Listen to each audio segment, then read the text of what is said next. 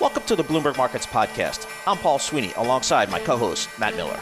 Every business day, we bring you interviews from CEOs, market pros, and Bloomberg experts, along with essential market-moving news. Find the Bloomberg Markets Podcast on Apple Podcasts or wherever you listen to podcasts and at Bloomberg.com/podcast. Let's bring in our next guest. My question is for you, Molly. Do the rich invest differently than schmoes like me? Well, you have to define the rich, as our next guest is going to, because there are the mere mortal millionaires, and then there are billionaires, and then there's a nice group in between called the centimillionaires. We're going to learn a lot more about them. Barbara Goodstein is the CEO at R360, catering to the investment needs of high net worth individuals. Thanks for stopping by in the studio. What does R360 do, first of all? It's a community for ultra high net worth wealth creators and their families who are trying to navigate the challenges of having these very large family enterprises. And so we bring this community together and people meet and talk about opportunities and challenges. Why do they need to come together? Because when I become an ultra high net worth individual, I don't want to talk to anybody. Well, you would be surprised. You actually would want to talk to people because, first of all, that level of wealth can be isolating, but even more importantly, people are getting ideas from each other. We have some of the most successful people in the country, and they're sharing ideas on macro global trends with each other, and then they're all benefiting from hearing those different ideas. So tell us about who some of these, quote, centimillionaires are, and those are people that have at least $100 million in wealth. That's right. So one of the people that we have in our network is one of the largest hedge fund managers in the country. And he has been very vocal educating our group about the benefits of investing in Bitcoin. And had I listened to him, I would have tripled my money. He told us that three things are going to happen, that Bitcoin is going to be marked to market, and it was in January, that ETFs were going to come out, and they just did. And now we have a phenomena called halving, and that's going to happen in April of this year. And he told the group that this is going to generate enormous growth and opportunity in Bitcoin. So that's the type of person that we have in the group. These are people who inherited their wealth, or they actually made the money with hard work and starting a business? So it's actually both. We have a lot of wealth creators. We also have some people who have inherited the wealth, and now they're extending the business that they inherited through the next generation. So we have both. And these are, so a lot of this is what they're talking about with each other. You said like macro ideas. I don't think, though, that these people really want to share where their money's being invested, though, right? Like, does that come up at all? Well, they actually are happy to share with each other. And that's the fascinating part about this community. Everybody's sharing lots of information, personal information, as well as investment information. And so, again, we've got another member who has written 6 books on theoretical physics, and he's got a PhD in quantum computing. I think I know who this is, actually. And he's been advising everybody to invest in quantum computing. There's going to be an enormous rise there. Russia and China are creating something called hack-proof quantum computing, and so we're now looking at investing in South Korea Telecom has built an alternative to that. So, okay, so what, as an individual investor myself, what can I learn from them? So I think you could learn about, again, macro global economic trends, things that are coming. So we are very focused on the defense area. We think that there's going to be an enormous increase in defense spending across the world, and we've already seen it. Poland just bought 1,000 tanks from South Korea. That's more than Germany, France, and the UK combined. And that is small compared to what's about to happen in the United States and Russia. So if you're interested in global defense spending, there are a lot of opportunities in that space. What happens, Barbara, if your net worth changes so substantially that either you've been now minted as a billionaire, or maybe you're less fortunate and fall into the low single digits of just millionaire status? Can you still be in this club? So we actually have a lot of billionaires in the club. So the average net worth is $400 million. The minimum requirement is $100 million. So we have a number of billionaires, and the priority in this group is to find people that share the same values. These are people who want to go from prosperity to purpose. They're going from having built extraordinary lives to building extraordinary legacies. So that's the priority, is finding people with the same values and the same interests. Are you talking about philanthropic endeavors? Yes, many of these people are uniquely philanthropic. We have people that one couple is building the largest foundation to support cochlear ear implants in their states. We have another person who's the largest employer of people with disabilities in her state. So a tremendous philanthropy, and one of the requirements is that people have the same values, that they're not coming there to use each other, they're coming there to build this community and share with each other. Barbara, I wish we had more time. Barbara Goodstein, the CEO at R360, catering to the investment needs of high net worth individuals. Thanks for stopping by the studio. You're listening to The Team. Catch our live program, Bloomberg Markets, weekdays at 10 a.m. Eastern on Bloomberg.com, the iHeartRadio app, and the Bloomberg Business app, or listen on demand wherever you get your podcasts. Well, traders seem to be grappling with the timing of rate cuts, Molly, even how many, and that's making for, I'm going to guess, a pretty bumpy road ahead for It's a real equities. toss-up this year. Who the heck knows? James Demmert is Chief Investment Officer at Main Street Research, and it looks like he's in a loft in San Francisco somewhere. Do I have that right, James? Yeah, That's a cool-looking office. Like one. All right. Yeah, Do you thanks. have any clarity for investors on the path forward? And what's in the driver's seat? Yeah, I think the investors should stop fretting about the Fed. I mean, that's over with. And this economy is very resilient. And in our view, we're entering an AI-led super cycle. And we sort of, a lot of logic that we bake into that is that we're going into an era of a very different, in the sense of enhanced productivity growth, something we haven't seen in the last cycle, but we did see in the 90s. And so we see the opportunity here in a resilient economy with stocks cheap, that it's most likely a new business cycle, a new bull market, and of course, as I mentioned, AI tech-led. And so I think, the Fed will probably cut. I'm not sure they need to cut as much as people think they do. And I think that's because earnings are going to probably be better than expected this quarter and for the rest of the year. So I think people should maybe just stop so much with the Fed talk, which has been really obviously consuming us all for the last 2 years. I think it's going to be more about earnings and prices of stocks. Very refreshing to hear you say that as somebody whose my job it is to hang on to every word the Fed says. So covering the economy and the Fed. So I appreciate your perspective there for us, James. But this is really interesting, this AI-led super cycle. I mean, take us through that and how people are really going to get behind the idea that AI seems to be what you're saying here will be the primary market driver rather than the Fed. That's a kind of revolutionary idea. Well, it seems revolutionary because the last 2 years, that's all we hear about. But if you think about the longer term, and I've been doing this for 35 years, the Fed is usually not the focus of the conversation all the time. It really is more about corporate profits or what's the health of the economy. And that's why we think we're going to sort of move towards that.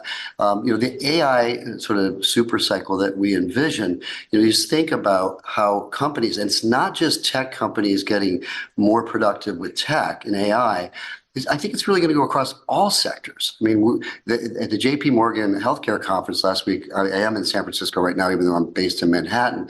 But last week, the buzzword across the healthcare companies was AI. And I think investors should recognize AI is going to be crossing lots of different sectors, and it's going to make these companies much more productive. And we think that earnings over the next 5 to 7 years possibly triple. And that's what leads us to these large index focus points we have, like where the Dow will be 7 to 10 years from now. We think it's a triple, 100,000 Dow. Okay, we're going to hold you to that. Hard to believe. Well, yeah, I'll be back in 10 years. Having lived through the dot-com bubble, there was a lot of flotsam and jetsam, but eventually, it was a revolutionary, the internet for all of us. When does AI really start to gel in terms of productivity and in terms of sales for the companies that are doing AI? I guess, NVIDIA, one of the obvious choices there. Yeah, and I would like to say that today is a microcosm of what I view over the next 3 to 5 years. You see this big NASDAQ move on Taiwan Semi's numbers. And, how long does it take for AI to really show up in the earnings and the profitability and productivity? It's a very good question. Now, some places it's already showing up, and we've seen that in the earnings reports of the early adapters in technology. I'm talking about technology companies using the NVIDIA chips, like a Microsoft or a Google. You're already seeing that, affecting their bottom line. But I think for it to be seen across a lot of the other sectors that we envision it affecting, investors are going to need to be patient. But one thing about the stock market that you both know, it's a discount mechanism. So, the stock market's not going to wait for the earnings to get accretive because of AI.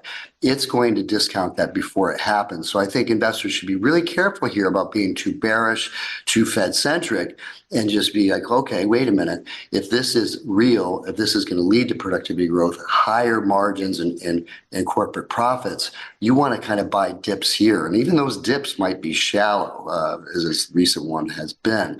So I think we should be really careful about being too bearish. You gave the Dow forecast. What about the NASDAQ 100?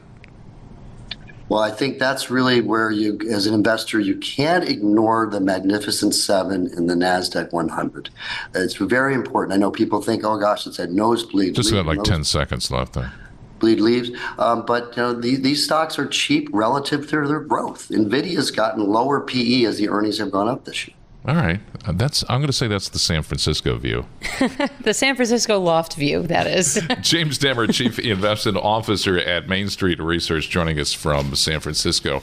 You're listening to The Tape. Catch our live program, Bloomberg Markets, weekdays at 10 a.m. Eastern on Bloomberg Radio, the TuneIn app, Bloomberg.com, and the Bloomberg Business app. You can also listen live on Amazon Alexa from our flagship New York station. Just say, Alexa, play Bloomberg 1130. Well, a Fed pivot seems to be underway, but the timing, that's under question right now.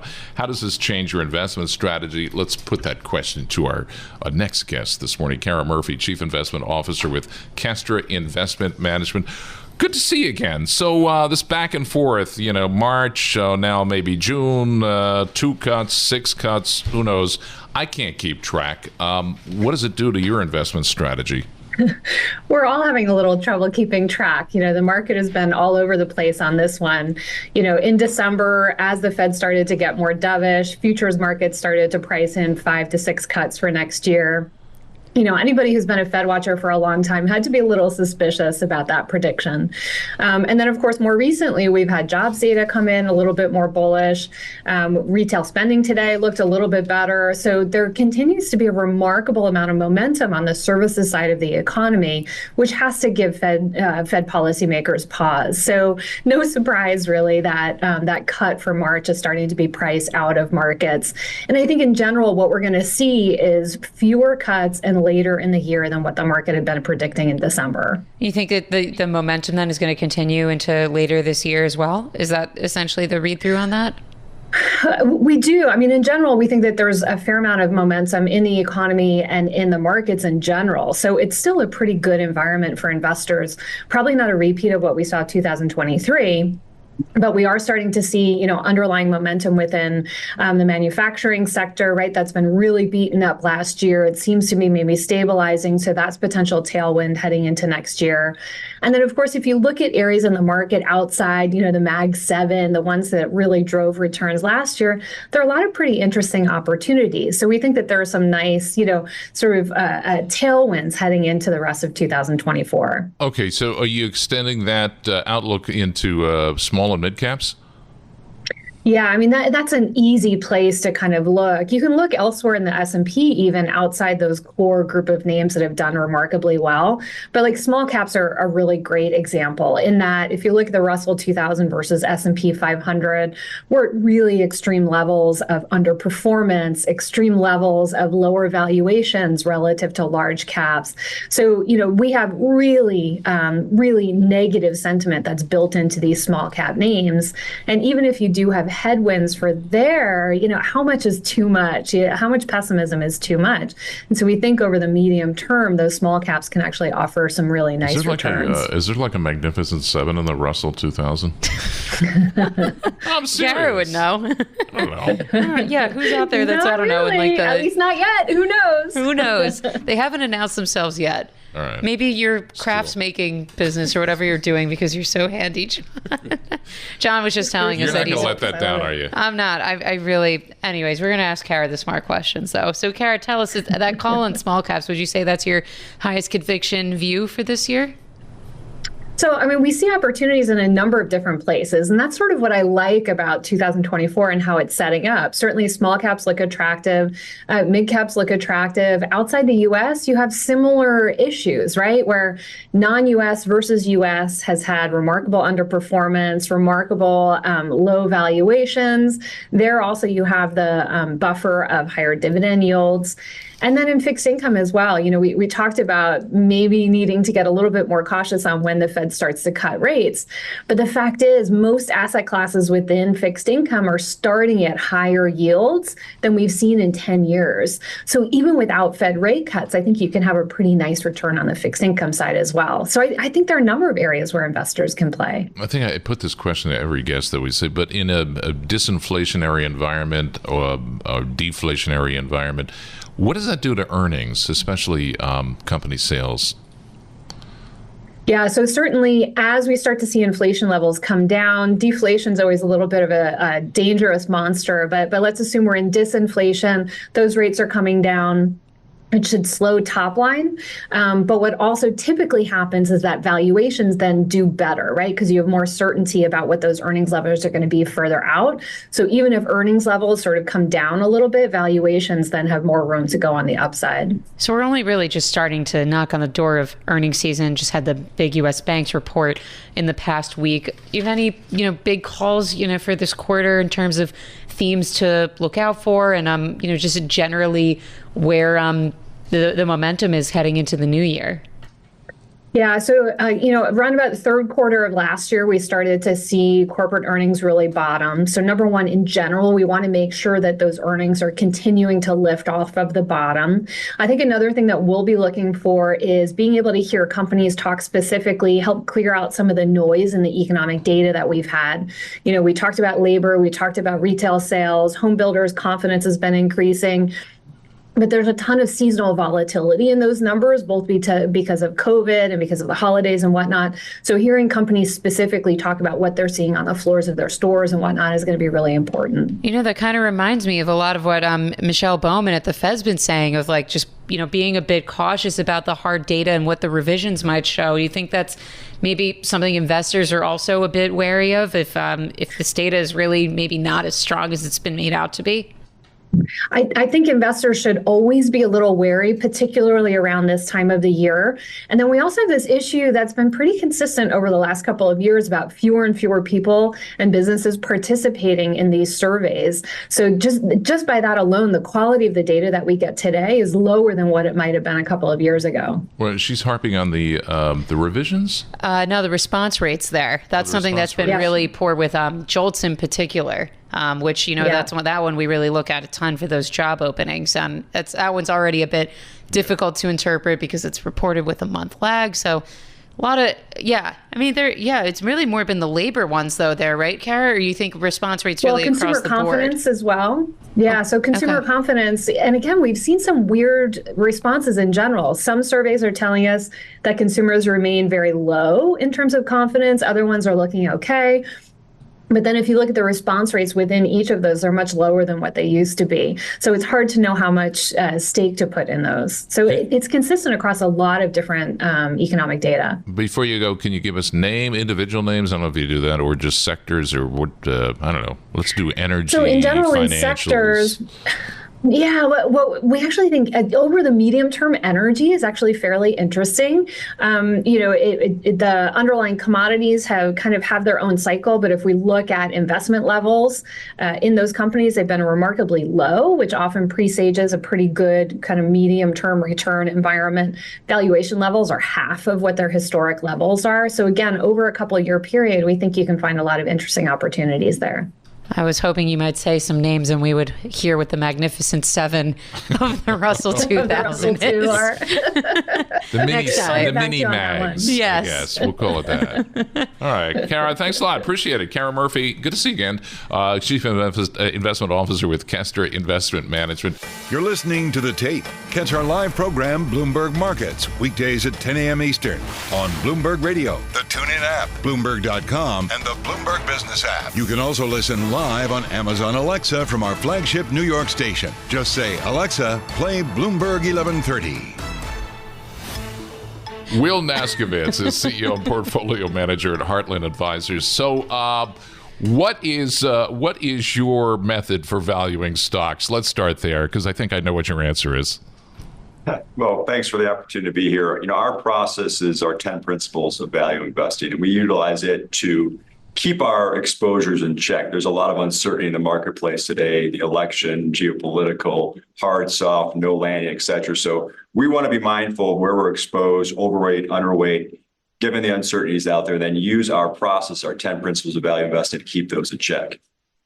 So, something that John's been wanting to ask a lot of our guests here is, who is the Magnificent Seven? Me. I'm just saying, I think if John wants to know, then someone else does too.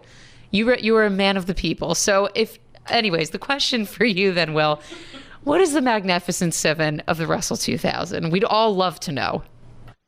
Well, that's a great question. I'm not sure that there is a Mag 7 within the Russell 2000. It's a benchmark that's populated with a significant chunk of companies that are unprofitable. I think that creates lots of opportunities, that said, for active investors to pick off those businesses that are high quality, that are getting caught up in the near-term uncertainty, and create value for our clients longer term. Okay, get more into the differentiation between the smaller caps, the mids, and the mega caps at this, and the advantages to investors at this point. Well, I think the big caps have some wonderful companies within it, but there's also wonderful companies in mid cap and small cap places. We're optimistic on J.B. Hunt. They report later today. It's in the industrial space. It's a leader in the intermodal offering. Their scale and their relationship with Burlington Northern is second to none. And we see this as a classic self-help opportunity or catalyst. I see their trucks on the road, on the turnpike. They're a shipper, or what do they do again? They provide that container on the back of that tractor. They're the leader in that space. They have a long-term agreement with Burlington Northern, that container that goes on a rail. The cost advantages of intermodal relative to truckload are very significant. The broader space has been challenged because of rail service issues. We think that's in the rearview mirror, and we think that intermodal in general is going to continue to take share away from truckload. That would obviously be very positive for J.B. Hunt, which we think is in the cards. So would you say you're pretty bullish on that sector more broadly, or it's really just this name? And if so, then what are maybe some other areas you're looking at too? Well, I think it's important for investors, back to that earlier commentary of understanding your exposures. Everyone wants to talk about what they're overweight, what the opportunity is. It's equally important, also maybe even more so, to understand the downside. Are you comfortable with those underweights? J.B. Hunt falls within industrials. We actually have an active underweight there. That's unique for us. We've historically added value there. But right now, that universe in terms of the risk reward of the broader mid-cap industrial space is not super compelling. We do find opportunities, though, or I think there's an opportunity in J.B. Hunt. Another active underweight we have is with financials. That's a big component of both the mid-cap and small-cap Russell indices, our benchmarks, if you will. The one name that we're excited about, and it's down today in our report, is Northern Trust. That's a duration catalyst. Expectations, we believe, are very low. And we don't know what the Fed's going to do. We don't know where the economy is going to go, but all likelihood, we're probably going to see some credit deteriorate here in the quarters ahead. Northern Trust should be a relative winner within the financial space. They also have a significant degree of higher fee-based revenue. And we see a self-help story here too, as they're addressing perhaps some cost bloat associated with the significant wage pressure there. Right now, their pre-tax margins are somewhere around the mid 20% range. We see a pathway to 30%, or that's their long-term guidance. And we think that is buy-side and sell-side expectations adopted, that should be very positive for Northern Trust. It's safe to say these are more domestically oriented stocks because they are smaller cap. As such, does that mean they're immune from some of the concerns that we see with the larger cap stocks, whether it be geopolitical or, I don't know, whatever? I think the reality is we're an intertwined world of every business in some shape or form is going to be impacted from higher commodity prices, obviously, which was an occurrence associated with the Russia-Ukraine conflict. Now we're having challenges with the container rates, with the issues that we're seeing in the Red Sea, et cetera. So you just have to be aware of those exposures, understand them, and make sure you're comfortable with them in terms of that over and underweight and balancing it out with your process. Tell us then about maybe the risk from election perspectives. That's certainly got to be a domestic one on your mind. That's a great question. I think sticking with the two names that we talked about, if Trump wins, I suspect that would be good for Hunt. I think we'll continue to see this reshoring trend. He was obviously big on tariffs, discussing trade. You're going to continue to see businesses invest back here in the United States. That should be good for Hunt.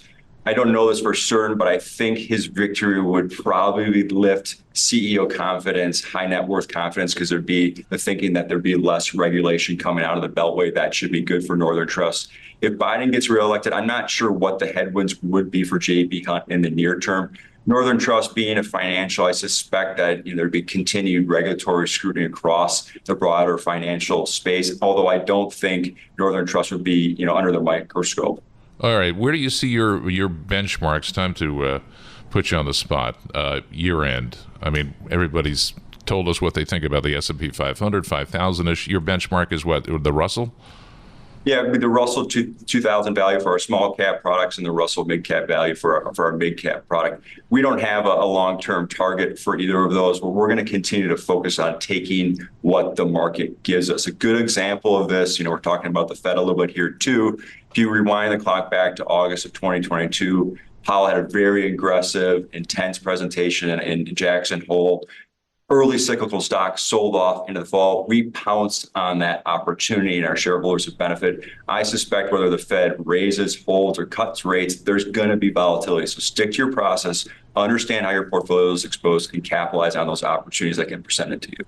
All right, thanks, Will. Nice to talk to you. Great discussion. Will Nasgovitz, he's the CEO, portfolio manager at Heartland Advisors, making the case for mid and smaller cap stocks. Thanks for listening to the Bloomberg Markets Podcast. You can subscribe and listen to interviews at Apple Podcasts or whatever podcast platform you prefer.